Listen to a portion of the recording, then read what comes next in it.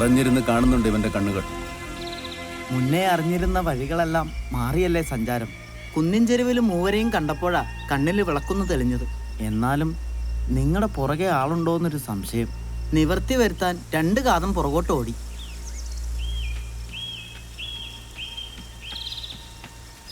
ഇനി മുന്നോട്ട് വാഗയൊരു നാട്ടുപാത എത്തിയ ആറ്റുതീരത്തൊരു ചെറുമനുണ്ടാവും വഞ്ചിയായിട്ട്. തമ്പുരാൻ അറിയണം, ചന്ദ്രോത്തുനിന്ന് യാത്ര തുടങ്ങുമ്പോൾ മുതൽ ഇതുവരെ നിഴല് പോലെ ഒപ്പം ഉണ്ടാവണമെന്ന് പറഞ്ഞത് ഈ വല്യമ്പ്രാനാണ്.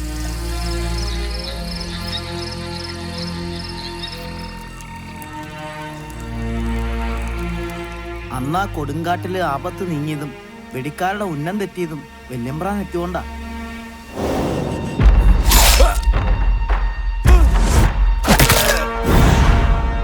നിങ്ങളെ അന്ന് സുരക്ഷിതമായി മാളികയിൽ എത്തിച്ചതും വല്യമ്പ്രാനാ. മാളികയിൽ നിന്ന് വിവരങ്ങൾ അറിഞ്ഞ് പട പുറകെ വരും. അവരിവിടെയും എത്തും. ഇവിടെ കാലുകുത്തില്ല തമ്പുരാനെ. ഈ ചൂളപ്പരയിൽ കാലുകുത്തിയ ജാതിയും പോവും ജീവനും പോവും. അഭയം തന്നവരെ അപകടത്തിൽപ്പെടുത്തിയിട്ടാണ് വരവ്. എന്നും അങ്ങനെയായിരുന്നല്ലോ. വെട്ടിച്ചത്ത് മരിക്കാനും കൊല്ലാനും പോകുന്നവന് കൂട്ടു നിൽക്കുന്നവനും കൊടുക്കണം ബലി. ഇവർക്ക് പകരം ആരും ആവില്ല തമ്പുരാനെ.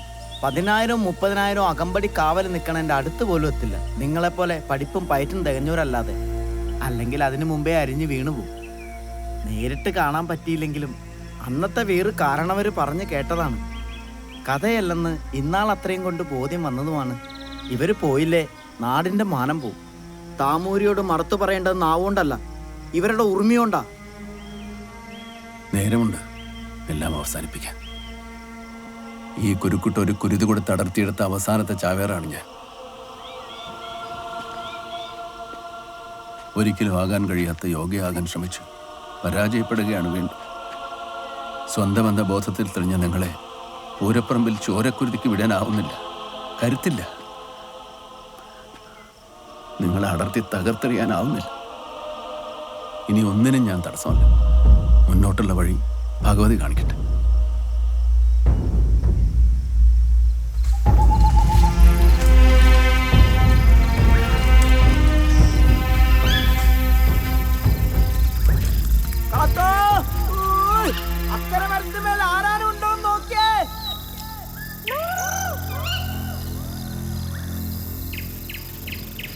ആപത്തില്ല തമ്പുരാനെ.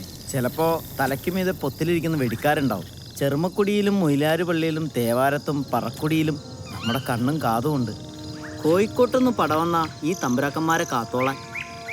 ആമാകത്തിന് പോകാൻ തീരുമാനിച്ചാൽ തമ്പുരാക്കന്മാർ നാടിൻ്റെയാ. നാട്ടാരെല്ലാം നിങ്ങൾക്ക് ചങ്ങാതാ.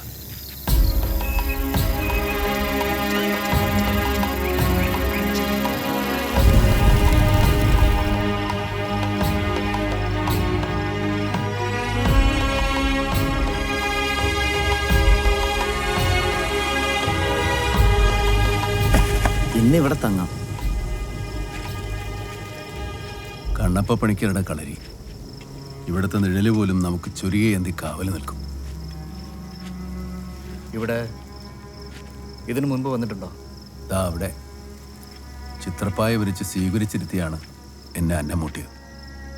തിരുനാവായിക്ക് പോകും വഴി.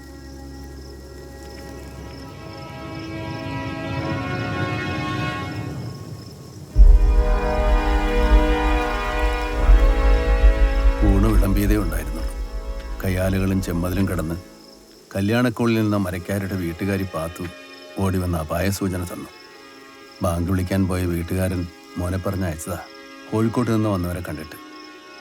തീന് നിർത്തി എഴുന്നേറ്റ് എന്നെ തടഞ്ഞ് കണ്ണപ്പര് പറഞ്ഞു, പാതിയിൽ നിർത്തരുത്, മുഴുമിപ്പിക്കണം, ഞങ്ങൾ നോക്കിക്കൊള്ളാം.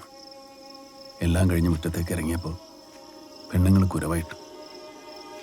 നടക്കൽ വരെ പൂവിതറി. ചിലരൊക്കെ കരഞ്ഞു. ഞാൻ നടന്ന് കുന്നു പറഞ്ഞിട്ടാവണം തലച്ചെന്നവരുടെ പീരങ്കിപ്പട വന്നു. മൂതുപാടും അവർ വളഞ്ഞു. പുഴക്കൽ പടകിൽ കൂട്ടുവന്ന പറങ്കികൾ എല്ലാം തകർത്ത് അടിവാരമിളക്കി ഭണ്ഡാരം കൊള്ളയടിച്ച് തോട്ട പൊട്ടിച്ച് കുഴികുത്തി. ഈ ചാവേറിന് വേണ്ടി ചാരമായി അവർ.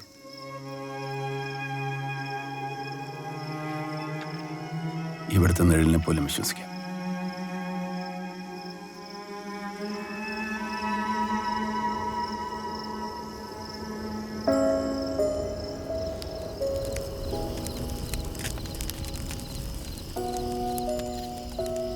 പേരുടെ പാട്ട് കേട്ടിട്ടുണ്ട്. അവരൊക്കെയും ഒരുക്കി തന്നിട്ടും ലക്ഷ്യം മറന്നില്ലേ? അവരൊക്കെ മരിച്ചിട്ടും മരിക്കാതെ ജീവിക്കുന്നില്ലേ നിങ്ങൾ? മണിക്കിണറിൻ്റെ അടിത്തട്ടിൽ ആന ചവിട്ടിത്താഴ്ത്തിയ ആദ്യത്തെ ചാവേറുടലും നാവുണ്ടായിരുന്നെങ്കിൽ തടഞ്ഞേനെ. ചതിക്കായി കഴുത്തറുത്ത് കുലവും മഹിമയും കാക്കാൻ ഉറച്ച പരമ്പരയുടെ മഹാവീര്യത്തെ. മായാസാഗരം അലയൊടുങ്ങില്ല. കുങ്കൻ അയാൾക്കാരുമില്ലേ? കൂടപ്പിറപ്പോ ഉണ്ണിയോ കൂട്ടായിട്ട്? ഒരു മകനുണ്ടായിരുന്നു എൻ്റെ പ്രായത്തിൽ. സംസാരിക്കാൻ പറ്റാത്ത ഒരു ഭാവം. കാണാമ്പഴ വെച്ച അവനെയും കൊന്നു. പാവം.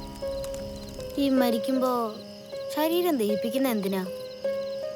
അപ്പോഴത് പഞ്ചഭൂതങ്ങളിൽ പ്രകൃതിയിൽ ലയിക്കും. മനസ്സൊരു വലിയ മനസ്സിൽ ലയിക്കുന്നത് പോലെ. ദഹിപ്പിക്കാത്ത ശരീരം നരിക്കും കുറുക്കനും കഴുകനും ഭക്ഷണം അല്ലേ? എന്റെ ശരീരത്തിന് അങ്ങനെ ദഹിക്കാനായില്ലെങ്കിലോ? ഉണ്ണിക്ക് അങ്ങനെ സംഭവിക്കില്ലേ? സംഭവിച്ചാലും എന്താ? സകലതും പ്രകൃതി തന്നെയല്ലേ?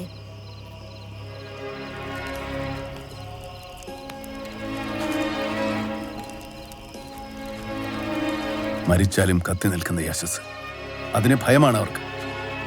മാമാങ്കത്തിന് വള്ളുവനാട്ടിൽ നിന്ന് ഒരാളെങ്കിലും ഇന്നും വരുന്നുണ്ടെങ്കിൽ പുകഴ്പെറ്റ പകയുടെ തീകെടാതെ പെണ്ണുങ്ങൾ അവരുടെ മനസ്സിൽ ചിതയൊരുക്കുന്നത് കൊണ്ടാണ്. കിട്ടാത്ത ഉടപ്പിറന്നുടെയും മക്കളുടെയും ദേഹം ദഹിക്കുന്നത് ആ സ്ത്രീകളുടെ നെഞ്ചിലാണ്. അങ്ങനെയുള്ളവരുടെ വയറിലാണ് ഞാൻ നീയും പിറന്നത്. ആ പാൽച്ചോര കുടിച്ചാണ് വളർന്നത്. ഇല്ല ഉണ്ണി, നിന്റെ ദേഹം കാകനും കുറുനരിക്കും കഴുകനും ഞാൻ വിട്ടുകൊടുക്കില്ല. ഉറങ്ങാൻ കണ്ണടയ്ക്ക് ദൂരമേറെയുണ്ട്.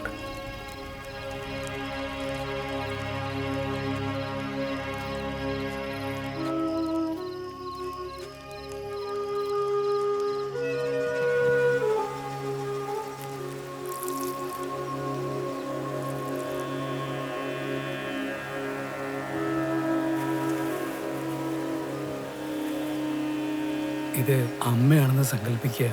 അമ്മയ്ക്ക് കൊടുക്കുന്ന അന്നം. ജയിച്ചു മടങ്ങി വന്ന അമ്മയ്ക്ക് എന്താ സംഭവിക്കുക?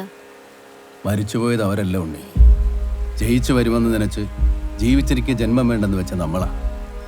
നമ്മുടെ വഴി തെളിയാൻ ആയുസ് ബലി കൊടുത്ത ആയിരങ്ങൾ വേറെ.